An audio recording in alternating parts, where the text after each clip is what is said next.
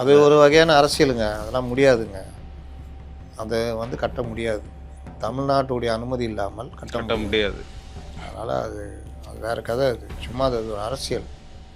அது இல்லாமல் சுற்றுச்சூழல், வனத்துறை அனுமதிலாம் மத்திய அரசு தான் கொடுக்கணும். மத்திய அரசு எப்படி தமிழ்நாட்டை இது பண்ணிட்டு கொடுக்கும்? மேகதாட்டு அணைக்காக திமுக என்ன செய்தது அப்படின்னு இவர்கள் பேசுவார்களா?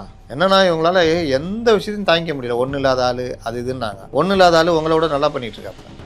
அதான் மேட்ரு. வரமாட்டார். டெய்லி 10 மணிக்கு வந்துடுறாரு, 5 மணி வரைக்கும் இருந்து போகிறாரு. பேச மாட்டார். பேச தேவையில்லை, சைடில் காமிச்சிட்டு இருக்காரு. அங்கே டெல்லிக்கு போக மாட்டார். பிரதமர்கிட்ட 7 நிமிஷம் தான் பேசினார். பிரதமர்கிட்ட 7 நிமிஷம் பேசினார். ஆனால் நிதி ஆயோக்கில் எவ்வளோ நேரம் பேசணுமோ அதை பேசிட்டார்ல. இன்னும் பல அமைச்சர்கள் சிறப்பாக செயல்பட்டாங்கன்னா பல விஷயங்கள் வெளியே வரும். இன்னும் இவர்கள் குற்றச்சாட்டை வைக்க ஆரம்பிக்கல. இதில் இவ்வளோ அடிச்சிருக்கீங்க, இதில் இவ்வளோ இன்னும் வெள்ளை அறிக்கை இன்னும் ரிலீஸ் பண்ணல. அதனால் இவர்கள் அதெல்லாம் தெரிஞ்சு இப்போ எடுத்தோடனே நம்ம அடிச்சிட்டோன்னா நாளைக்கு அவங்க அடிக்கும் போது நம்ம தப்பிச்சிக்கலாம். குறைய சொல்கிறாங்க, எங்கள் மேலே இருக்கிற இதை மறைக்க சொல்கிறாங்க. முதல்ல எதிர்கட்சி தலைவராக பாயிண்ட் வச்சு பேச பழகுங்க, டேட்டாஸ் வச்சு. அதுக்கு எல்லாத்துக்கும் மேலே கூட்டணி கட்சிகள் அவர்களுடைய ஆட்டம், குறிப்பாக விசிகா மேலே அதிக புகார்கள் வந்து அங்கங்கே லோக்கல்லாம் அவர்கள் நடந்துக்கிட்ட விதம் அதுக்கெல்லாம் கண்டுக்கவே இல்லை. அவர்களை திமுக ஆதரித்து பெருசாக தூக்கி நிறுத்துறாங்க. இந்த மாதிரி பல விஷயங்கள்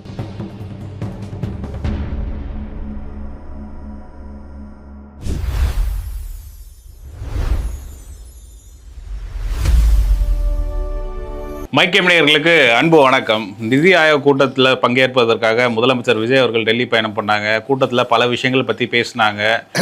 மேகதாதுவை பற்றி ஏன் பேசலை அப்படின்ட்டு உதயநிதி அவர்கள் காட்டமாக கேள்வி எழுப்பியிருக்காரு. இது மட்டும் இல்லாமல் திமுக தோல்விக்கான காரணங்கள் என்னன்ட்டு ஒரு பட்டியலே ரெடி பண்ணி ஸ்டாலின் அவர்கள்ட்ட கொடுத்துருக்காங்க. முன்னாள் அமைச்சர் வைத்தியலிங்கம் அவர்கள் மேலே வழக்கு க்ளோஸ் பண்ணப்பட்டது, மீண்டும் ரீஓப்பன் பண்ணுறதா பேசிக்கிட்டு இருக்காங்க. லஞ்ச ஒழிப்புத்துறை ரீஓப்பன் பண்ணதா ஒரு பேச்சு வருது. மற்றும் தாவேகாவுடைய மாவட்ட செயலாளர் கூட்டம் நேற்று நடந்தது. என்னென்ன மாதிரியான விஷயங்கள் அதில் விவாதிக்கப்பட்டது என்பதை பற்றி நம்ம விவாதிக்க போகிறோம். வீடியோவை ஸ்கிப் பண்ணாமல் லாஸ்ட் வரையும் பாருங்கள். பல விஷயங்கள் வீடியோக்குள்ளே இருக்குது. வாங்க வீடியோக்குள்ளே போகலாம். வணக்கம் சார். வணக்கம் சார். நிதி ஆயோக் கூட்டத்தில் பங்கேற்பதற்காக முதல்வர் நேற்று போனார். நம்ம கூட பேசியிருந்தோம். பட் அதில் என்னென்ன பேசினார் அப்படின்றத பற்றி டீட்டெயிலாக இன்றைக்கி பேசிடலாம். துணைத் தலைவரே விஜய் அவர்களுடைய பேச்சை கேட்டு ரசித்தேன் அப்படின்ற மாதிரி சொல்லியிருக்காரு.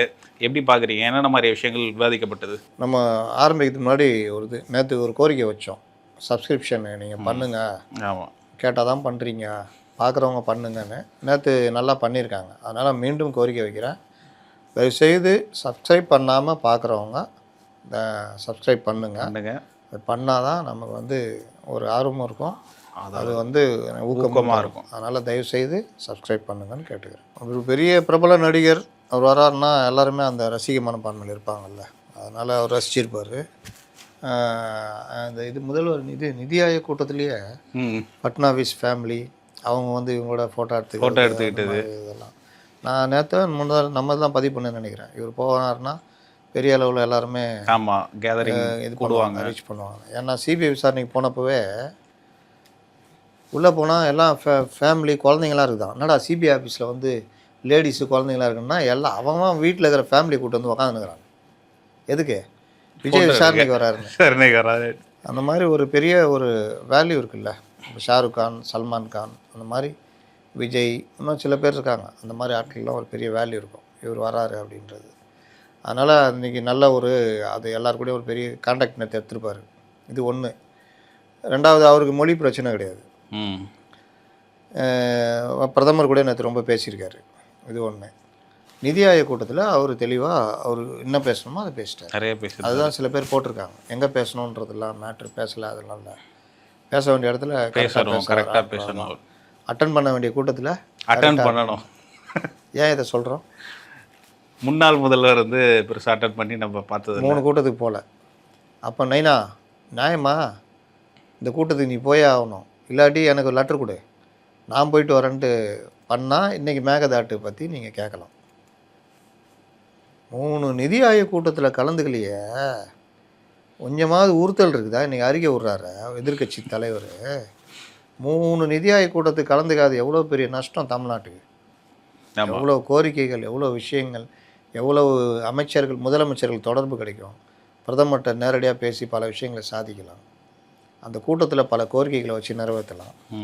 எதை பற்றியும் கவலைப்படாமல் உங்கள் அரசியல் ஒன்று தான், பாஜக எதிர்ப்பு அரசியலை வச்சுருந்தா இங்கே ஓட்டு கிடைக்குன்றத ஒரே காரணத்தை வச்சுக்கிட்டு நீங்கள் 5 வருஷமாக இதே பண்ணி இன்றைக்கி கொண்டு வந்து முட்டு சதனை நிப்பாட்டிக்கிறீங்க. இன்றைக்கி வந்து நிதி ஆயோக்கில் இதை பேசுகிறீங்களா அதை பேசுகிறீங்களா, உங்களுக்கு நாங்கள் உங்களை தான் வீட்டில் உட்கார வச்சிட்டாங்கல்ல. அவருக்கு வாய்ப்பு கொடுத்தா அவர் என்ன பேசணும் அவர் தீர்மானிக்கிட்டோம். மேகதாட்டு பற்றி பேசுனீங்களான்னு கேட்குறாரு. ஆமாம், அது என்ன மேகதாட்டு பிரச்சனை பற்றி தாவேக ஆட்சிக்கு வந்த பிறகு தான் இவங்களுக்கெல்லாம் தெரியுதா? இவர்கள் 5 ஆண்டு இருந்தாங்கள்ல.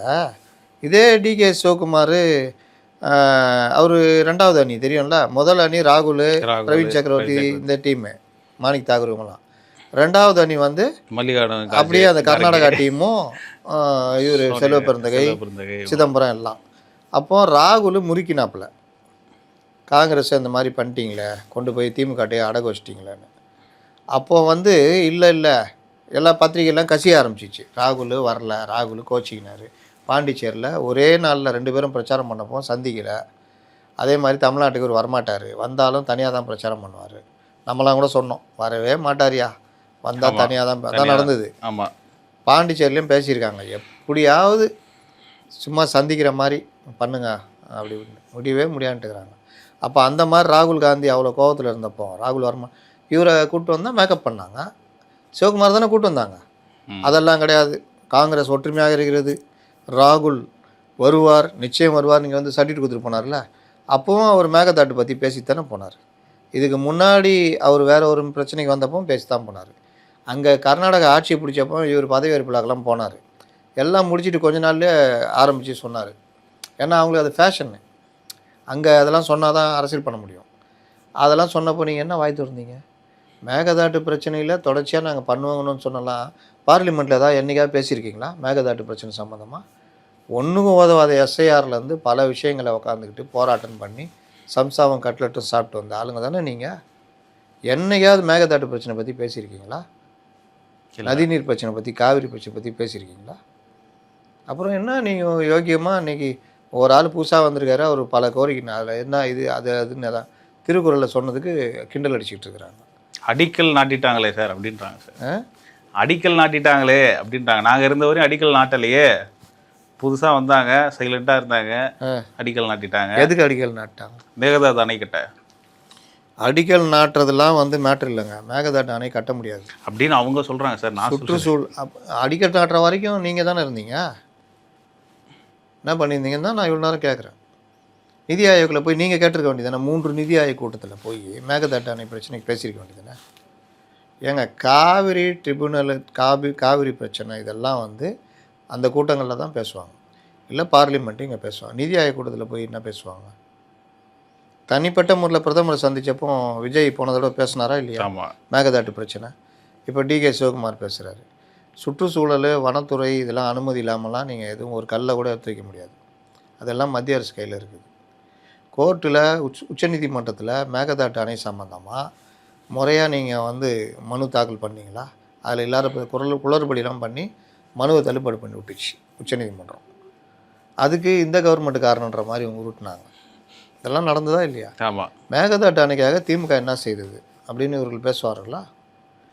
அதனால் இன்றைக்கி வந்துக்கிட்டு ஏதாவது ஒன்று போட்டுக்கிட்டு அடிச்சுக்கிட்டு இருக்கிறது என்னன்னா, இவங்களால் எந்த விஷயத்தையும் தாங்கிக்க முடியல. ஒன்றும் இல்லாத ஆள் அது இதுன்னாங்க. ஒன்றும் இல்லாத ஆள் உங்களோட நல்லா பண்ணிகிட்ருக்காப்புல, அதான் மேட்ரு. வரமாட்டார், டெய்லி 10 மணிக்கு வந்துடுறாரு, 5 மணி வரைக்கும் இருந்துட்டு போகிறாரு, பேச மாட்டார், பேச தேவையில்லை, சைடில் காமிச்சிட்ருக்காரு. அங்கே டெல்லிக்கு போக மாட்டார். பிரதமர்கிட்ட 7 நிமிஷம் தான் பேசினார். பிரதமர்கிட்ட 7 நிமிஷம் பேசினார்.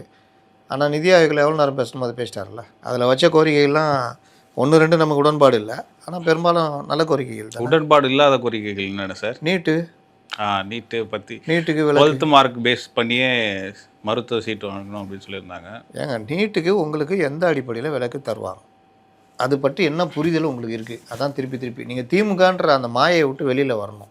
திராவிட கட்சி இதெல்லாம் இந்த ஆதவர்ஜுனா போன்றவர்கள் இந்த வேலையை பண்ணிகிட்ருக்கிறாங்க. இந்த அருண்ராஜ் இவர்கள்லாம் திமுகன்ற மாயை விட்டு வெளியே வந்தீங்கன்னா தான் நீங்கள் வக்பு திருத்த மசோதாவிலேருந்து நீட்டிலேருந்து பல விஷயங்களுக்கு உங்களுக்கு பிராட் மைண்ட் வரும். மும்மொழி கொள்கை, இருமொழி கொள்கைன்றதை நீங்கள் இதில் வச்சுக்கிங்க. அரசு நிர்வாகத்தில் கரெக்டு. ஹிந்தி எங்களுக்கு எதுக்கு? நாங்கள் இங்கிலீஷு தமிழ் மக்களுக்கு கொடுக்குற செய்தி குறிப்போ மற்ற விஷயங்கள் இங்கிலீஷ் தமிழ் பார்த்துக்குறோம். ஆனால் பசங்க படிக்கிறதுல 3வது மொழின்றது ஹிந்தி மட்டும் இல்லையே, வேறு பல மொழிகள் இருக்குது. அதில் சில பேர் அரசு பள்ளிகள் இதில் கொண்டு வந்தால் ஆசிரியர்கள் ஒவ்வொரு மொழிக்கும் 10 ஆசிரியரை நியமிக்க முடியுமா அப்படின்னு. அப்படி நியமிக்க தேவையில்லையே. ஒரு ஆசிரியருக்கு வந்து ஒரு சப்ஜெக்ட் எடுக்கிற ஆசிரியருக்கு ஒரு மொழி தெரிஞ்ச மாதிரி இருந்தால் அவர் ஆசிரியராக போடலாமே. சயின்ஸு டீச்சரு அவங்களே ஹிந்தி டீச்சராக தான் என்ன கெட்டு போகுது. அந்த மாதிரி பல விஷயங்கள்ட்டு அது மட்டும் அவுட் சோர்சிங் போடலாமே. அந்த மாதிரி பல விஷயங்கள் நீங்கள் என்ன செய்யணும்னு நினச்சா என்னென்னா செய்யலாம். அப்போ அதில் ஒரு பார்வை உங்களுக்கு இல்லைல்ல. புதிய இது தேசிய கல்விக் கொள்கையில் புதிய கல்விக் கொள்கைன்னு வேறு சொல்லுங்கிறோம். உங்களோட சேர்ந்து நானும் சொல்லுங்கிறேன். என்னோட சேர்ந்தா? ஆமாம், உங்களோட தான் தமிழ்நாடு தேசிய நேஷ்னல் எஜுகேஷன் பாலிசி அதானே. ஆமாம். அப்புறம் ஏன் புதிய கல்விக் கொள்கைன்னு சொல்கிறீங்க? என்ன வேறு சொல்ல வச்சுட்டீங்க? அதை வேறு என்ன தோற்று சுட்டி காமிச்சு எனக்கு சொல்கிறாரு. National education policy new education policy இல்லை, அது இவங்க தமிழ்நாட்டில் உருட்டுறது. அப்போ நேஷ்னல் எஜுகேஷன் பாலிசியில் என்னென்ன நல்ல விஷயங்கள் இருக்குன்றதை எடுத்து பண்ணுமா வேணாவா? கண்டிப்பாக அதுதானே முக்கியம். பிஎம்சி ஸ்கூலு அதே மாதிரி நவோதயா பள்ளிகள் நம்ம வாசலில் சொல்கிறாங்க, தயவுசெய்து கல்வி அமைச்சருக்கு கொஞ்சம் சொல்லுங்கள், பிஎம்சி ஸ்கூலு நவோதயா ஸ்கூல்லாம் இது பண்ண சொல்லுங்கள். உங்கள் வாயிலாக சொல்கிறேன் கல்வி அமைச்சருக்கு ராஜ்மோகன் அவர்களுக்கு, இதெல்லாம் கொஞ்சம் முற்போக்கு பார்வையோடு பாருங்கள். இதை வந்து யார் என்ன சொன்னாலும் கவலைப்படாதீங்க, ஜனங்க அவங்கள அங்கீகரிச்சுருவாங்க. பிஎம்சி ஸ்கூல் கொண்டு வரோம், அதனால் என்ன நன்மைகள்ன்றதை சொல்லுங்கள். அப்போ ஜனங்களும் அங்கீகரிப்பாங்க, மத்திய அரசு அவங்களை ஏற்றுக்கும். நிதி பிரச்சனைலாம் பெரிய பிரச்சனையாக மாறாது. நவோதயா ஸ்கூல் வந்தால் ஏராளமான பிள்ளைகள் படிப்பாங்க, அதனால் ஒன்றும் கெட்டு போயிடாது. அங்கே 3வது மொழியாக ஏதாவது ஒரு மொழி கற்றுக் கொடுத்தா எந்த பிரச்சனை இல்லை. இவர்களுடைய குறுகிய பார்வைக்குள்ளே நீங்களும் போய் மாட்டிக்காதீங்க. அதுதான் நம்மளுடைய இது. அதே மாதிரி தான் நீட்டை ஏற்றுக்கிட்டு அதில் டாப்பராலாம் தமிழ்நாடு மாநில மாணவர்கள் வந்துட்டாங்க. இன்றைக்கி வந்து விலக்கு கொடுன்னா எதுக்கு விலக்கு கொடுக்கணும்னு நான் கேட்குறேன். நீயா நீட்டு படிக்க போகிற, நீயா மெடிக்கல் படிக்க போகிற? மெடிக்கல் படிக்கிறோன்னா கம்னுக்கிறான். இந்த காமர்ஸ் படிக்கிறோன்னா இது அக்கௌண்ட்ஸ் படிக்கிறோன்னா உட்காந்துட்டு நீட்டுக்கு விலக்கு வைத்தா என்னையா கதை? நீ உன் படிப்பை போய் பாரு. அப்படி ஒரு ரொம்ப கஷ்டமாக இருக்குது ஃபஸ்ட் குரூப்புனா சிலபஸில் அதுக்கேற்ற இதை கொண்டு வாங்க. என்சிஆர்டி சிலபஸை லைட்டாக 9th ஆரம்பிங்க. குரூப் 1க்கு சயின்ஸ் குரூப்புக்கு அது அந்த மாணவர்கள் யூஸாக இருக்கும். 2வது நீட்டுக்கு நம்ம ஏற்கனவே பல தடவை சொல்லிகிட்டு இருக்கோம், மாவட்டந்தோறும் நீட் பயிற்சி மையம் கவர்மெண்ட்டை தொடங்கி நடத்துங்க. இதுதான் நான் சுகாதாரத்துறை அமைச்சர் அருண்ராஜுக்கு சொல்லிக்கொள்ள விரும்புகிறது. அதை விட்டுட்டு நீட்டு விலக்கு இந்த திமுக மாதிரியே அவங்களுக்கு ஒரு அரசியல். அது அவர்கள் எதிர்கட்சியாக இருக்கும்போது அதிமுக ஆளுங்கட்சியாக இருக்கும்போது நீட்டை இங்கே அமுல்படுத்துகிறாங்க. ஏன்னா அந்த விலக்கு 2 வருஷம் கொடுத்தது முடியுது, இனிமேல் விலக்கு கிடையாதுன்றாங்க. இவர்கள் அதிமுகவை அடிக்கணும், அதுக்கு அரசியல் பண்ணோன்னு நீட்டு விலக்கு கூட வாங்க முடியல ஒன்றாலன்னு அதிமுக அடிக்கிறாங்க. அவங்க சுப்ரீம் கோர்ட்டு சுப்ரீம் கோர்ட்டு போனால் ஒன்றுமே நிற்காதுன்னு ஊருக்கே தெரியும். ஆனாலும் பணத்தை செலவழித்து போயிட்டு அவங்க ஒன்றுக்கு இதுப்பா உனக்கு மட்டும் தனியாக ஏதாவது நான் செஞ்சு வச்சுருக்குதா? ஊரே எழுதும்போது நீ என்ன தனியாக அமுச்சு விட்டாங்க. அது வந்தோடனே இவர் என்ன பண்ணார், அதில் ஒரு மாற்றமாக 7.5% கொண்டு வந்தார். அதுதான் அடுத்தது. இது என்னத்த 7.5%? 10% கொடுக்க வேண்டியதானு சொல்லிவிட்டு அடுத்த 5 வருஷம் ஆட்சி ஆண்டவங்க கண்டுக்கவே இல்லை. ஆனாலும் நாங்கள் முதல் கையெழுத்து நீட் விலக்கு போடுவோம்னு சொல்லி ஊரை ஏமாற்றினாங்க. அது பண்ண முடியலன்னு ஒத்துக்கிறதுக்கு 2 வருஷம் ஆச்சு. அதுக்கப்புறமா உருட்டினாங்க. அது அவங்க அரசியல். நீங்கள் ஏன் அதில் போய் மாட்டுறீங்கன்னு கேட்குறேன். தாவேக்கா நீட்டுன்றது இந்தியா முழுவதும் இருக்கக்கூடிய ஒரு பொது தேர்வு. அது எப்படி தமிழ்நாட்டுக்கு மட்டும் விலக்கு கொடுப்பாங்கன்னு கேட்குறேன். அருண்ராஜுக்கு இது புரிய வேணாவா? அமைச்சர் அருண்ராஜுக்கு இன்னும் நாங்கள் பண்ணுவோன்னா இன்னும் எவ்வளோ நாள் இந்த குழந்தைகளை ஏமாற்றிக்கிட்டே இருக்க போகிறீங்க? கல்வி மருத்துவ நீட்டை எதிர்த்து சந்திப்பன் போடும் தானே. அது மாநில பட்டியல், அது வழக்கமாக சொல்லிகிட்டு இருக்கிறது தான் மாநில பட்டியல்னு. அதையும் நீங்கள் அகில இந்திய லெவலில் நீங்கள் அவர் விஜய் ஒருவேளை பிரதமர் ஆனார்னா அன்றைக்கும் மற்ற இது எல்லாம் எம்பிக்கள் எல்லாம் ஒத்துக்கிட்டு தான் அதை மாற்ற முடியும். அமெண்ட்மெண்ட்டு சும்மா ஒன்றும் கிடையாது. அதனால் ஆகிற காரியம் என்ன, அந்த மாதிரி விஷயங்களை பார்க்கணும். சும்மா அதே திமுக இதில் அது ஒரு சாபக்கேடு மாதிரி. அதை விட்டு வெளியில் வாங்க, மாற்றத்தெல்லாம் சிந்திங்க, முற்போக்காக சிந்திங்கன்ற. ஒவ்வொரு விஷயத்துலையும் இப்படியே மாறிட்டு இருந்தீங்கன்னா வக்பு திருத்த மசோதா பேசணும்ல. எனக்கு அவ்வளோ பேர் போட்டுனுக்கிறாங்க. இந்த இடம் முறைகேடாக இவர்களுக்கு கொடுக்கப்பட்டிருக்கு, இந்த இடம் முறைகேடாக இவங்களுக்கு கொடுத்துருக்காங்க, இந்த இடத்த வித்தே தீர்த்துட்டாங்கன்னு அவ்வளோ கொடுத்துக்கிட்டு இருக்கிறாங்க. அப்போ இது எல்லாம் தடுக்கிறது அந்த மசோதா தானே. 2வது தாவேகாலே கூப்பிட்டு சொல்கிறாங்க, நீங்கள் பேசுனது கரெக்டு, கட்சிக்காரங்களுக்கு தானேங்க அந்த போர்டு கீடுலாம் இருக்கணும். அதை விட்டுட்டு இவங்க யாருங்க? இவங்க வருஷம் பூரா திமுககாரங்க இவங்களுக்கு கொடுத்து இவங்களே அனுபவிச்சுட்டு வருவாங்க. இவங்க இப்போ ஆட்சிக்கு ஆதரவுன்னு இப்போ இவங்களும் அனுபவிப்பாங்களா? என்ன நியாயம் இது? அதான் ஒரு அமைச்சர் கொடுத்துட்டாங்கல்ல, எதுக்கு வக்ஃப் போர்டு அவங்கள்ட்ட கொடுக்குறாங்க? ஏன் இஸ்லாமியர்கள் யாரும் இல்லை? யாராவது ஒருத்தர் வக்ஃப் போர்டு சேர்மன் ஆக்குங்க. முஸ்லீம் எம்எல்ஏக்கள் இருக்காங்கல்ல, ஆமாம். இல்லாட்டி இஸ்லாமியர்களே தாவைகள் இல்லையா, யாரையோ ஒருத்தர் ஆக்குங்க அப்படின்னு சொல்கிறான். இல்லையா, கூப்பிடு வெளியிலேருந்து ஜவாஹர்லா இவங்கள, இந்த வக்ஃப் போர்டு வச்சுக்கிங்க, நீங்கள் சும்மா இறஞ்சிருங்க, உங்கள் எம்எல்ஏலாம் நீங்கள் பார்க்க தேவையில்ல அப்படின்ற மாதிரி ஒரு தொகுதி இருக்குது. அதையே ராஜினாமா பண்ணிட்டு இங்கே வாங்க, உங்களை வக்ஃப் போர்டு தலைவர் ஆக்குறேன், உங்கள் கட்சி ஆதரவு கொடுங்க. நல்ல விஷயம் தானே? மனிதநேய மக்கள் கட்சியே வந்துடும், ஜவஹர்லால் வக்ஃப் போர்டு தலைவர் ஆகிடுவார். ஏதோ பண்ணுவாங்க அவங்க, உங்களை மாதிரி பெஞ்சு தைச்சிட்டு போக மாட்டாங்க. அவர்கள்லாம் இது வரைக்கும் பண்ணிகிட்டு இருக்கிறாங்க. அப்போ இந்த மாதிரி விஷயங்களை கொஞ்சம் புத்திசாலித்தனமாக யோசித்து பண்ணணும். இதெல்லாம் பண்ணால் தான் தாவேக்கா இது நிதி ஆயோக் கூட்டம். நீங்கள் போல அவர் போனார், நல்லா பேசியிருக்காரு. நிதி ஆயோக் துணைத் தலைவர் மிரண்டு போகிற அளவுக்கு பேசியிருக்காரு. 1.5 ட்ரில்லியன் எக்கானமி அது கொண்டு வர்றது. இன்னும் இந்த திருக்குறளை தேசிய நூலாக அறிவிக்க வேணும். யூத் ஸ்கில் தேசிய இலக்கிய நூலாக அறிவிக்கணும். யூத் ஸ்கில் எம்ப்ளாய்மெண்ட் மிஷனை ஸ்டார்ட் பண்ணணும். வேலைவாய்ப்பு இயக்கம்ல 5 லட்சம் இளைஞர்களுக்கு பயிற்சி மற்றும் வேலைவாய்ப்புகளை வழங்குறது. ஆமாம். அதை வந்து இளைஞர் திறன் மற்றும் வேலைவாய்ப்பு இயக்கம் செயல்படுத்தப்பட வேணுன்றாரு. அதை தாண்டி இந்த ஸ்பீட் ரயில் காரிடார், ஹை ஸ்பீட் ரயில் காரிடார், இது கன்னியாகுமரி டு சென்னை.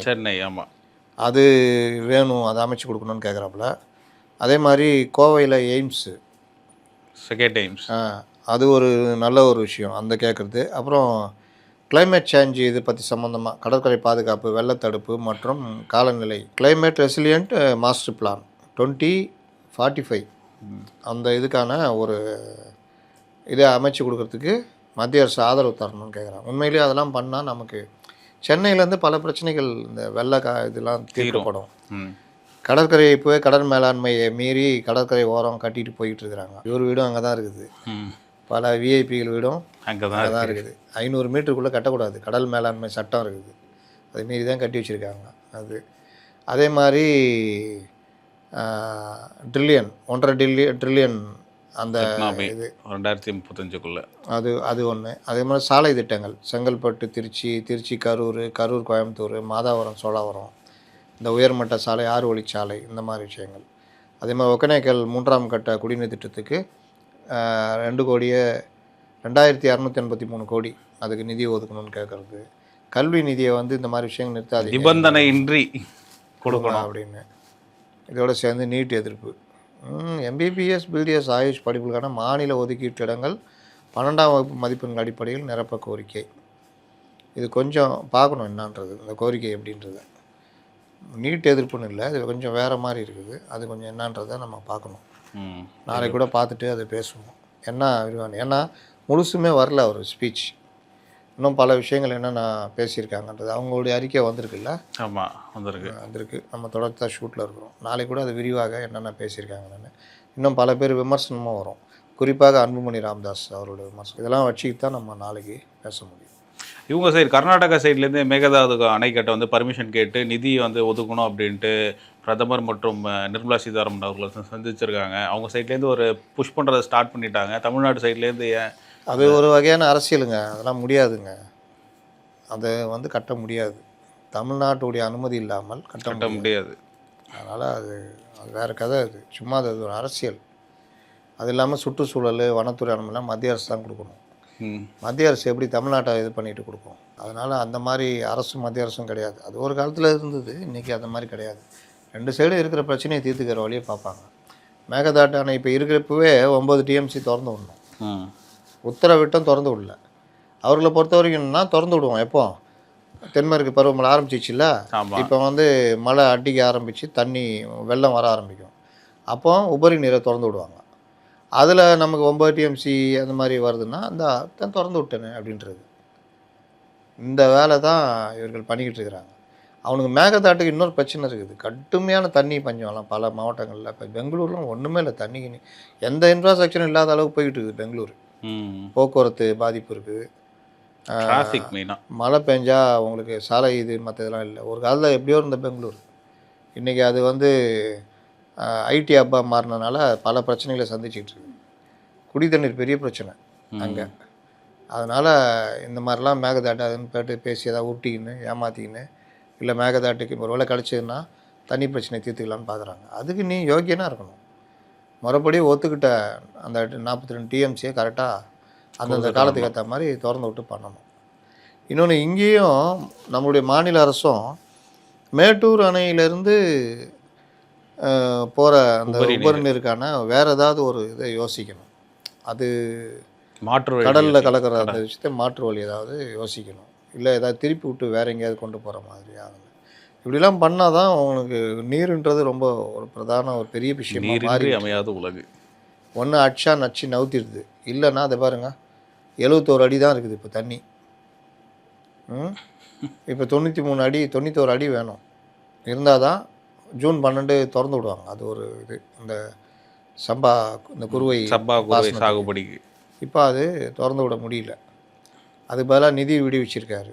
வறட்சி மாவட்டமாக அறிவிக்கணும்னு இவரும் கேட்டிருக்காரு. நம்ம அன்புமணி ராமதாஸும் வறட்சின்னு அறிவிக்கணும் அப்படின்னு கேட்டிருக்காப்புல. இதில் ஆக்கப்பூர்வமான எதிர்க்கட்சியாக செயல்படுவோம்னா ஆக்கப்பூர்வமாக செயல்படுங்க, அதுதான் கேட்டுக்கிறது. சரி சார், தமிழ்நாடை பற்றி ரொம்ப சூப்பராக பேசினீங்க. தமிழ்நாடுன்னா இப்படி இருக்கிறதுக்கு காரணம் ஒரு மாதம் அந்த சோஃபா மாடல் ஆட்சியில் தான் தமிழ்நாடு இப்படி இருக்கா? தேர்தல் அப்போ அப்படி சொன்னீங்க, தமிழ்நாடு அதெல்லாம் பாதாளத்தில் போயிட்டுருக்கு, கடன் பிரச்சனையில் மூழ்குது அப்படின்லாம் சொன்னீங்க. நீங்கள் தமிழ்நாடை பற்றி புகழ்ந்து பேசுகிறீங்களேட்டு எதிர்க்கட்சி தலைவர் கேட்டிருக்காரு. அது எது கேட்டிருக்காரு? நிதி ட்ரில்லியன் தானே அது கேட்டிருக்காரு. அப்புறம் பெண்கள் தொழிற்சாலையில் வேலை பார்க்குற பெண்கள் இந்தியாவில் 45% பேர் தமிழ்நாட்டை சேர்ந்தவங்க அப்படின்னு சொல்லியிருக்காரு. அதுக்கு திமுக அரசு தான் காரணமா? நம்ம திரும்ப ஒரு விஷயம் சொல்கிறோம். 5 லட்ச ரூபா கடன், மாநில வளர்ச்சி, இது ரெண்டுத்தையும் ஒன்றா போட்டு குழப்பிக்கக்கூடாது. அதுதான் நான் அடிக்கடி இந்த கதையை சொல்கிறது. தாத்தா, அப்பா, சித்தப்பா, அத்தை, யார், ஜெயலலிதா, இந்த மாதிரி பலரும் சேர்ந்து ஒரு கட்டமைப்பை உருவாக்கியிருக்காங்க. அது மற்ற மாநிலங்களை விட நம்ம தமிழ்நாட்டை முன்னோக்கி கொண்டு போயிருக்குது. அதில் நீங்கள் சேர்ந்துட்டீங்க. ஆனால் நீங்கள் அதுக்கு அடுத்த நிலை கொண்டு போகிறதுக்கான எந்த வேலையும் செய்யலை. இந்த ஒரு அப்பாக்காரு 5 ஃபேக்ட்ரி வச்சு பையங்கையில் கொடுத்தா 5 ஃபேக்ட்ரியை இம்ப்ரூவ் பண்ணாமல் கடன் மேலே கடன் வாங்கி இருக்கிற இது போய் தொல்லை ஆக்கிக்கிட்டு இந்த 5 ஃபேக்ட்ரி இருக்கும்ல அது உடனே அழிஞ்சிருமா? அழியாது இல்லை. அப்போ அதோடைய வருமானம் வந்துகிட்டு இருக்கோம்ல, இதை காமிக்கிறது. நான் என்ன பண்ணல, இங்கே பாரு 5 ஃபேக்ட்ரி வருமானம் வருது. நீ 6வது ஃபேக்ட்ரி தொடங்குனியா? 5 ஃபேக்ட்ரினா ஒவ்வொருத்தரும் அவங்க காலத்தில் 1 2 ஆக்கி 2 3 ஆக்கி கொண்டு வந்திருக்காங்க. நீ 6வது தொடங்குனியா? இல்லை. இருக்கிறதையும் கடன் வாங்கி வச்சுட்டு போகிறேன். அப்போ புதுசாக வரவர் அங்கே போய் பேசும்போது எங்கள்கிட்ட 5 ஃபேக்ட்ரி இருக்குது, நாங்கள் இப்படிலாம் இருக்கோம், அப்படி தானே சொல்ல முடியும். ஆமாம், எங்களுக்கு முன்னாடி இந்த ஒரு இவ்வளோ கடன் வாங்கிட்டு போய்கிறார் எங்கள் அண்ணன், நான் தம்பி இப்போ வந்துக்கிறேன், நான் அப்படியா சொல்ல முடியும்? எங்கள் கம்பெனி பெரிய கம்பெனி, அப்படி தானே சொல்ல முடியும். ஆமாம். அதனால் இவர் இந்த மாதிரி பேசுகிறாரு. ஆனால் மாநிலத்துடைய என்னென்ன பாசிட்டிவான விஷயங்களோ அதை பேசத்தான் செய்வாங்க. இப்போ $1.5 ட்ரில்லியன் இதை நோக்கி நாங்கள் நகர்றோம் அப்படின்றதும் அந்த உடைய தன்மை தான். இப்போது நான் என்ன கேட்குறேன், உங்கள் சாயம்லாம் வெளுத்துக்கிட்டே வருதா இல்லையா? ஆமாம். இவங்களா சொல்கிறாங்க, உங்கள் மேலே ஏதாவது குற்றச்சாட்டு வைக்கிறாங்களா? ஆனால் ஒப்பந்ததாரர்களும் இவங்களும் உங்கள் மேலே சொல்கிறாங்களா இல்லையா? எவ்வளோ கமிஷன் வாங்கினாங்க, இப்படி பண்ணாங்க, அப்படி பண்ணாங்கன்னு. அதை இவர்கள் மாற்றிக்கிட்டு நாங்கள் கமிஷனை குறைக்கிறோம், இல்லாமல் பண்ணுறோம், இதெல்லாம் பண்ணுறாங்களா இல்லையா? எல்லா துறையிலையும் வந்துச்சா இல்லையா? நேற்று கூட சுகாதாரத்துறையில் நம்ம பேசணும், அந்த ஓபி சீட்டுக்கு ஆன்லைன்றது. இந்த மாதிரி ஒவ்வொரு விஷயத்துலையும் எது பாசிட்டிவோ அது. இன்றைக்கி ரமேஷ் ஒரு இடத்துக்கு போகிறாப்புல கேட்குறாங்க, ஜனங்க சொல்லுது 541 ரூபா சம்பளம், ஆனால் 241 ரூபா தான் கொடுக்குறாங்க. அதாவது 7,000 ரூபா தான் கொடுக்குறாங்க. எவ்வளோ நியாயப்படி கொடுக்கணும்? 17,000 ரூபா 18,000 ரூபா கொடுக்கணும். அப்போ ஒரு ஒப்பந்ததாரர் மேன் பவர் இது அனுப்புறது ஒரே காரணம், ஒரு ஆளுக்கு 10,000 ரூபா எடுத்துக்கிறான்னா என்ன கணக்கு? யூனிஃபார்மு அவன் தான் கொடுக்கணும். ஆனால் யூனிஃபார்முக்குன்னு ஒரு காசை வாங்கிட்டு 3 வருஷமாக கொடுக்காமல் இருக்காங்கன்னு அதிகாரி கேட்குறாப்புல.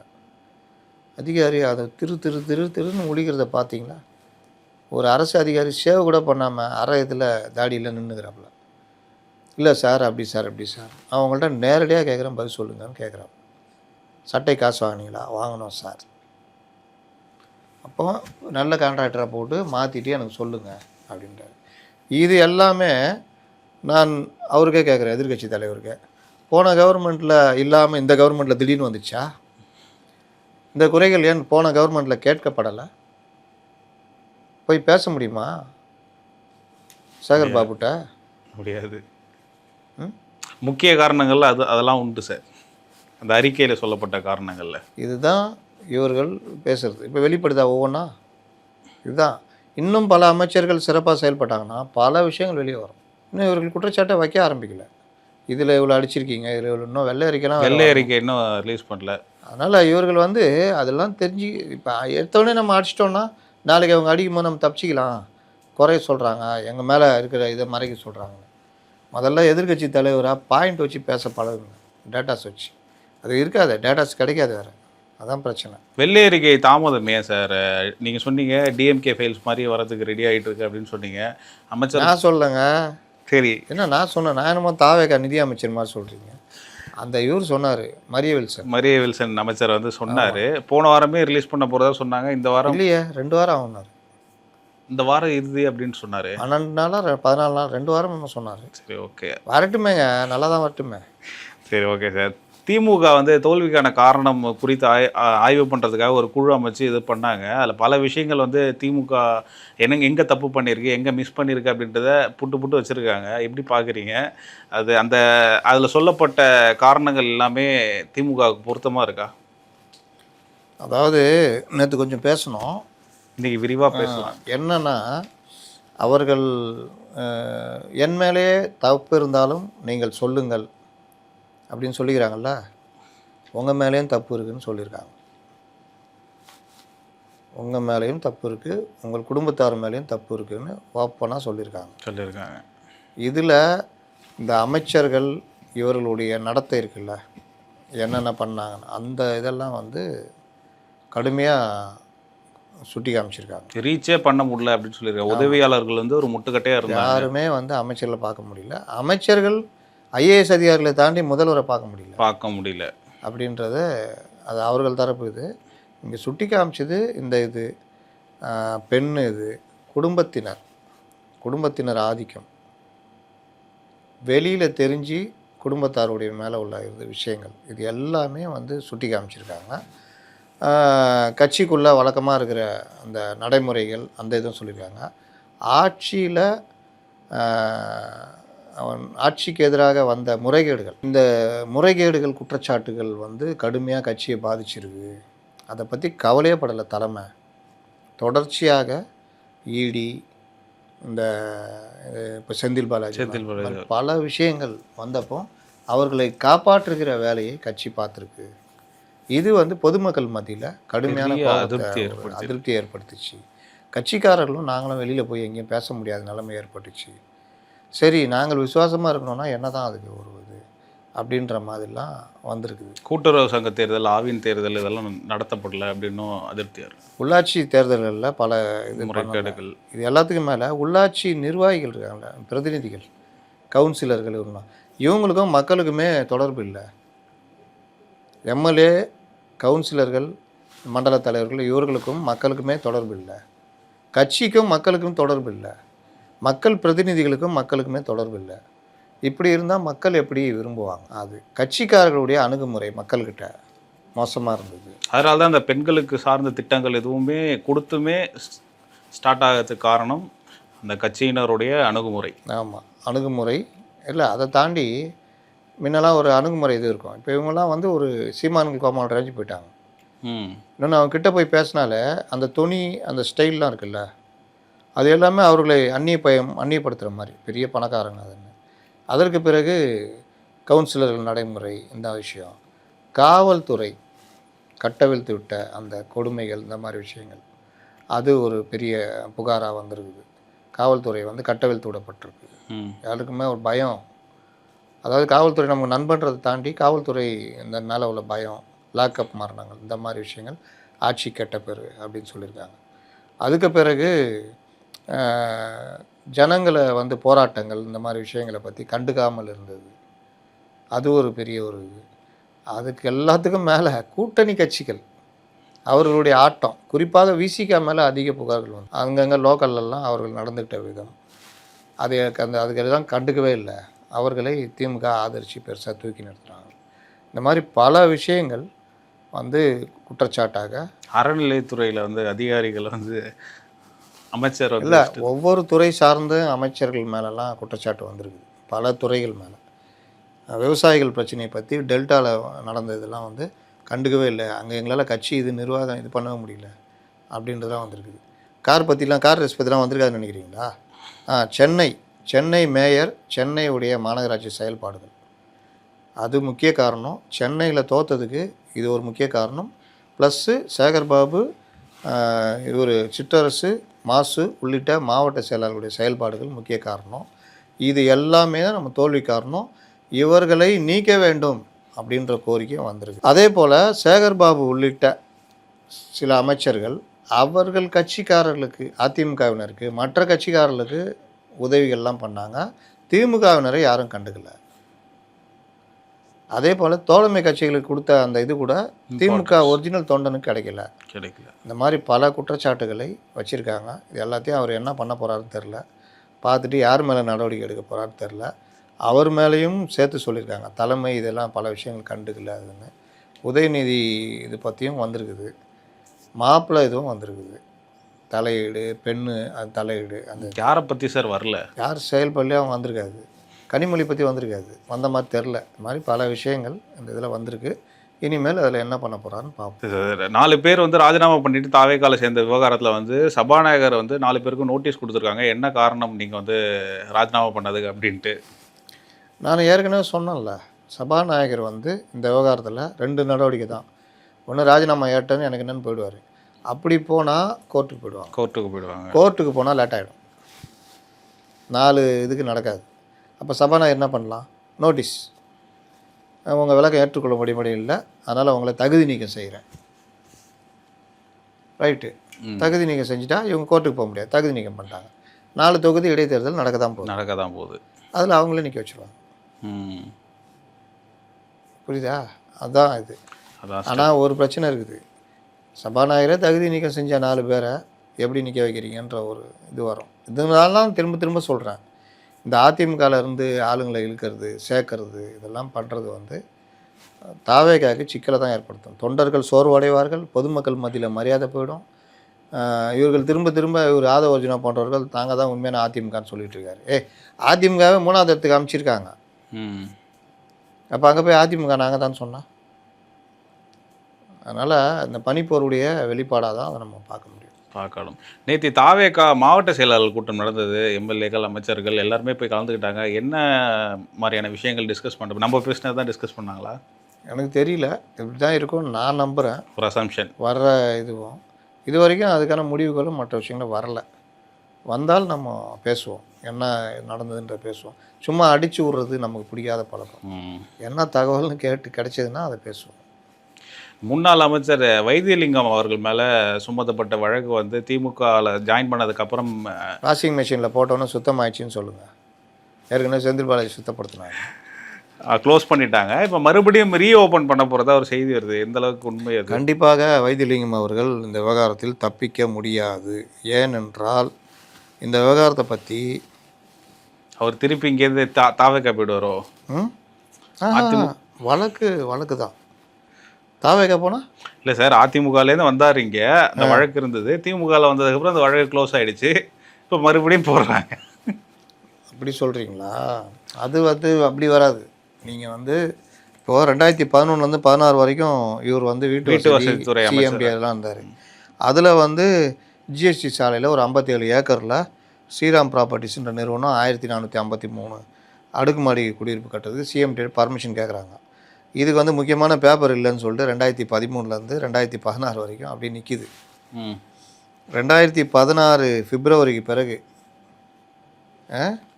இந்த விவகாரத்தில் திடீர்னு அனுமதி கொடுக்குறாங்க. திடீர்னு அனுமதி கொடுத்த உடனே இந்த விவகாரம் சம்மந்தமாக எப்படி அனுமதி கொடுத்தீங்க அப்படின்றது ஒரு இது ஓடிக்கிட்டே இருக்குது. இதில் வந்து எப்படி அனுமதி கிடச்சது அப்படின்னு பார்த்தா, இந்த இடி நடத்திய விசாரணையில் அதுக்கு பிறகு லஞ்ச ஒழிப்புத்துறை வழக்கு பண்ணுது. இடி நடத்துகிற விசாரணையில் இடி சொல்கிறது என்னென்னா, ஸ்ரீராம் குழுமத்தை சேர்ந்த பாரத் கோல் கெமிக்கல்ஸுக்கு வைத்தியலிங்கம் அவங்க குடும்பத்துடைய கட்டுப்பாட்டில் இருந்த முத்தம்மாள் எஸ்டேட்ஸ் அப்படி நிறுவனத்துடைய வங்கி கணக்கிற்கு 2016 ஜனவரி 28 பிப்ரவரி 4 வரைக்கும் அதுக்கு பிறகு தான் பிப்ரவரி 24 இதாகுது வரைக்கும் ஒரே காலகட்டத்தில் ஒரே வாரத்தில் 28 கோடி ரூபா, அதை 10 லட்சம் கம்மி அனுப்பிட்டுருக்காங்க. இதை வந்து இவங்க வாங்கி இவங்க என்ன பண்ணுறாங்க, அதுக்கு பிரதிபலனாக தான் இதை பண்ணி கொடுத்துருக்காங்க. இதற்கு 36 ஷெல் கம்பெனி மாதிரி பல இரும்பு வியாபாரிகளுடைய கணக்கு காண்பிக்கப்பட்டிருக்கு அப்படின்னு இதில் இடி சொல்லுது. இதை வச்சு அவர் வாங்கின சொத்து இன்றைக்கி 100 கோடினால இடி முடக்கிடுச்சு. இப்போ இது வந்து ஒரு வகையான மணி லாண்ட்ரிங். இதில் டிவிஎஸ்சி வழக்கு பதிவு பண்ணி அந்த அடிப்படையில் தான் இடி ரைடு பண்ணி இதெல்லாம் கண்டுபிடிச்சி முடக்கி வச்சு குற்றப்பத்திரிக்கையும் தாக்கல் பண்ணிட்டாங்க 2025. இப்போ ட்ரையல் போகிற நேரத்தில் இவர் போய் திமுகவில் சேர்ந்தோன்னே வாஷிங் மிஷினில் போடுறாங்க. போட்டு எடுத்தோன்னே வெள்ளையாயிட்டோன்னு அவர் கருப்பாக தாங்கிறாரு. அவருடைய செயல்பாடுலாம் வெள்ளையாயிடுச்சு. உடனே அந்த அறிக்கையை இது பண்ணிவிட்டு இவரை வந்து அந்த வழக்கை வாபஸ் வாங்கிடுறாங்க. விளக்கை இழுத்தவனா ஆகும், பூதம் விளக்கு உள்ளே போயிடுச்சு. அப்போ வழக்கை ரத்து பண்ணால் இடி ஒன்றும் இல்லாமல் போயிடுச்சு. அப்போ இடி என்ன பண்ணுது, என்ன நினச்சிக்கிட்டு இருக்கிறீங்க, இந்த வழக்கில் பூர்வாங்க ஆதாரம் இருக்கிறதுலேருந்து நாங்கள் பல விஷயங்களை நாங்கள் வந்து பண்ணியிருக்கோம். இந்த க்ளோசர் ரிப்போர்ட்டை நீங்கள் ஏற்றுக்கக்கூடாது அப்படின்னு ஒரு ப்ரொட்டஸ்ட் பெட்டிஷன் போட்டிருக்காங்க. இது வந்து மாநில அரசு இந்த வழக்கை முடித்து வைத்தால் எங்களுடைய பிஎம்எல்ஏ ஆக்ட் வழக்கும் பாதிக்கப்படும். அதனால் அவங்களாம் இதுக்கு சம்மந்தமாக எதிர்ப்பு மனு தாக்கல் பண்ணியிருக்காங்க. இதில் என்ன சொல்கிறாங்க, எல்லா ஆதாரமும் முறையாக அதில் பணப்பரிமாற்றம் நடந்திருக்குது, ஆவணப்பூர்வமாக நாங்கள் நிரூபிச்சிருக்கோம். அந்த வழக்கை மாநில அரசு மாற்றுவதுக்கு மாநில அரசு புது கவர்மெண்ட் வரதுக்கு முன்னாடி அவசரமாக இவங்க க்ளோஸ் பண்ணிட்டு போகிறாங்க. இது எப்படி ஏற்றுக்க முடியும்? இது பல சந்தேகங்களை கிளப்புது.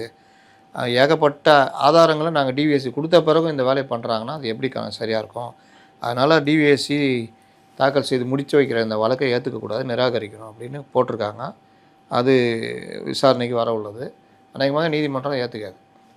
இப்போதைக்கு இது கேட்பாங்க அரசு, இது எங்களுக்கு ஒன்றும் இல்லை, ஆட்சேபனை இல்லை, நோ அப்படின்வாங்க. நோனா நோ தீ கொடுவாங்க. இப்போ இன்னொரு முன்னாள் அமைச்சரும் தவைக்க வரதுக்கு வாய்ப்பு இருக்குன்னு சிக்குவதற்கான வாய்ப்புகள் இருக்கிறது. இதில் வரதுக்கு வாய்ப்பு இருக்கான்னு தாவேக்கெல்லாம் வர முடியாது. இதெல்லாம் பண்ணாங்கன்னா அம்பலப்பட்டு போயிடுவாங்க. இந்த வேலைலாம் பண்ணவே முடியாது. ரொம்ப அழகாக உங்கள் கருத்துக்களை பதிவு பண்ணிங்க. மீண்டும் ஒரு நேர்காணலில் சந்திப்போம். நன்றி. இந்த வீடியோ உங்களுக்கு பிடிச்சிருக்குன்னு நம்புகிறோம். மேலும் இந்த மாதிரி பல விஷயங்களை தெரிஞ்சுக்க மைகேம் சேனலை தொடர்ந்து ஆதரிங்க. ஹை பட்டன் கிளிக் பண்ணி எங்களுக்கு சப்போர்ட் பண்ணுங்கள். மைகேம் என்டர்டெயின்மெண்ட் சேனலுக்கும் தொடர்ந்து உங்கள் ஆதரவு கொடுத்துட்டு வாங்க. அடுத்த வீடியோவில் சந்திப்போம். நன்றி.